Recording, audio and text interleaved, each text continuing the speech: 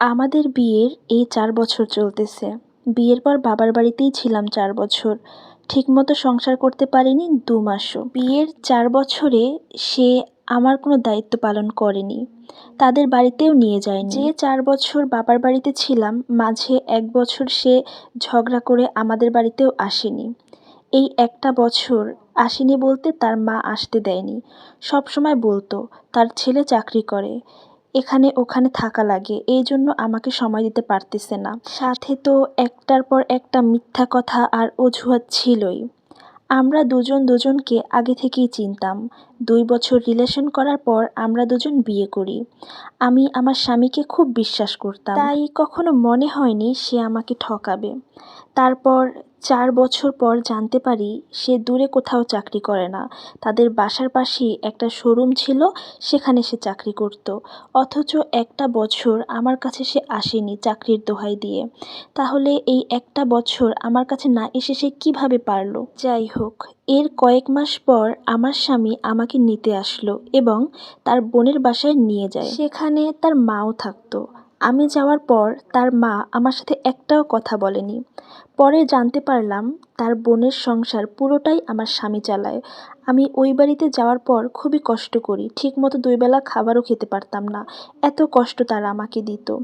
আমি সেখানে যাওয়ার পর মনে মনে তারা অনেক খুশি হয়েছে, কারণ তারা নতুন একটা কাজের বুয়ো পেয়েছে। সত্যি কথা বলতে নিজেরও লজ্জা লাগে। কাজের বুয়ারও কিন্তু একটা ছুটি থাকে, একটু বিশ্রাম নিতে পারে, কিন্তু আমি ওই বাড়িতে যাওয়ার পর একটুও বিশ্রাম নিতে পারতাম না। সাথে আমার স্বামীও আমাকে একটুও সাপোর্ট করতো না। সারাদিন অফিস শেষে যখন সে বাসায় আসতো, আমার সাথে ঠিকমতো কথাও বলতো না। মা বোনের সাথে খাওয়া দাওয়া করে রাতে ঘুমিয়ে আবার সকালে চাকরিতে যেত। তাদের বাড়িতে একটানা কাজ করার পর আমি অনেক অসুস্থ হয়ে পড়ি এবং আমার ঠান্ডা লেগে যায়। তারপর আমার স্বামীর কাছে অনেক অনুরোধ করার পর সে আমাকে ডাক্তারের কাছে নিয়ে যায়। আর ডাক্তারের কাছে যাওয়ার পর দেখলো আমার অনেক টাকার ঔষধপত্র লাগবে। সেখানে সে আর এক মুহূর্ত না দাঁড়িয়ে বাসায় চলে আসে, আমাকে বাবার বাড়িতে চলে যেতে বলে। সেখানে আমি মাত্র ২৭ দিন সংসার করতে পেরেছিলাম। আমি আমার স্বামীকে অনেক অনুরোধ করেছিলাম যাতে সে আমাকে আমার বাবার বাড়িতে না পাঠায়, কিন্তু আমার ননদ আর শাশুড়ি বলে এত টাকা এখন আমাদের কাছে নেই, ছেলে ছোট একটা চাকরি করে। যাই হোক, পরে এই সকল ঘটনা আমি আমার মায়ের সাথে শেয়ার করি এবং আমার মা আমাকে বেশ কিছু টাকা পাঠায় যাতে আমি ডাক্তারের দেখাতে পারি। আমিও চাচ্ছিলাম না যে আমি গিয়ে আমার বাবার বাড়িতে উঠি, কারণ বিয়ের পর আমি ৪টি বছর বাবার বাড়িতেই ছিলাম। পরের দিন আমার স্বামী যখন বাসায় আসে, সে টেবিলে খাওয়া দাওয়া করতেছিল। এরই মাঝে তার ফোনে একটা কল আসে। ফোনটা রিসিভ করার পর বললাম, কে আপনি? অপর প্রান্ত থেকে একটি মেয়ে বলে উঠল, যার নাম্বারে ফোন দিয়েছি সে আমার হাজব্যান্ড। এই কথা শোনার পর আমার মাথায় আকাশ ভেঙে পড়ল। আমি সাথে সাথে অনেক জোরে চিৎকার দিয়ে উঠলাম। আমার স্বামী খাওয়া ছেড়ে উঠে আসলো আর আমার হাত থেকে ফোনটা কেড়ে নিল এবং আমার শাশুড়ি আর ননদ দুজনই চলে আসলো। তখন আমি বারবার কান্না করে বলতেছিলাম, কে এই মেয়েটা, কে কল দিল, কে তোমাকে খুঁজতেছে, কে তোমাকে স্বামী বলে ডাকলো? তখন তারা কেউ কোনো কথা বলতেছিল না।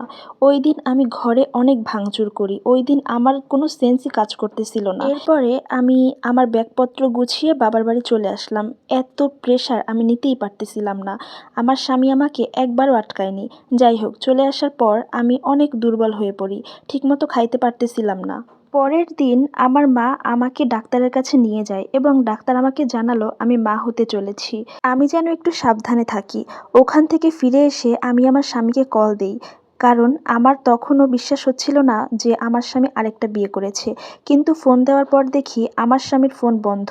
ননদের ফোনে ফোন দিলাম, সেও আমার ফোন রিসিভ করে না। এভাবে সারা রাত তার বোনের ফোনে এবং তার ফোনে সমান তালে ফোন দিতে লাগলাম। এরপর খাটের এক কোণে বসে আমি মুখ চেপে কান্না করতেছিলাম। এর মাঝে রাত ২টার দিকে আমার স্বামী আমাকে ফোন দেয়।